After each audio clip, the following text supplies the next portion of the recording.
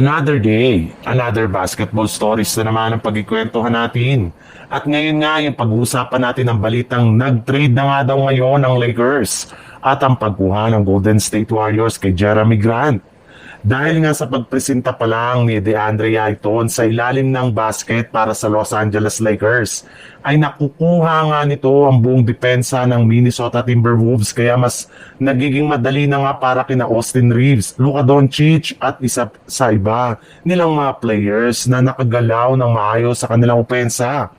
Kung last year nga ay nakakapag fully commit pa ang depensa ng Wolves sa mga players ng Lakers, hindi na nga nila ito pwede pang gawin dahil posible nga na dominahan sila ng gusto ni Ayton sa ilalim ng basket.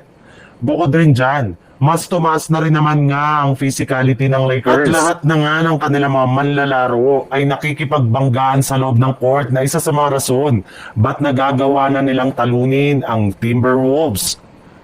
Pero sa kabila nga niyan, ay aminado nga ang Lakers na kulang pa rin sila ng player sa kanilang lineup. Kaya may mga ilang analyst na nga ang nagsabi na kailangan talaga nila na kumuha ng manlalaro na tutulong sa kanilang lineup. Pero imbis nga na ang Los Angeles Lakers ang kumuha ngayon ng bagong player, ang kanilang G-League team nga, ang South Bay Lakers, ang kumuha ng bagong center sa katauhan ni Drew Team na nasungkit nila sa isang trade sa Long Island Nets. Sa ibang balita naman, dahil nga sa pagkatalo ngayong araw ng Golden State Warriors sa kanilang laban sa Milwaukee Bucks, ay dapat nga daw nilang ituloy na ang pakikipag-trade nila sa Portland Trail Blazer para makuha si Jeremy Grant gamit si Jonathan Kuminga na patuloy pa rin na nagiging inconsistent ang performance sa kanilang mga laro. Napatunayan na nga na hanggang scoring lamang nagagawa nito para sa Lakers at nagiging liability pa pagdating sa depensa. Hindi rin naman nga reliable ang kanilang 3-point shooting, hindi katulad ni Jeremy Grant.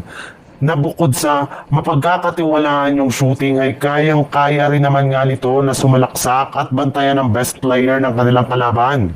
Gumagawa rin nga ito ng crucial rebounds at points na siyang mas mapapakinabangan ng Warriors kaya hindi na nga nakakagulat kung itutuloy na nga ni Pelinka ang pakikipag-trade sa Blazers as soon as possible sa kalagitnaan ng December. Inamin na rin naman nga noon ng Golden State Warriors na hindi pa rin nga nila sinasarado ang posibilidad na pagkuha kay Grant dahil kapag pumalpak nga ang umpisa ng kanyang kampanya ay tsaka na nga nila ito kukunin bago ang trade deadline.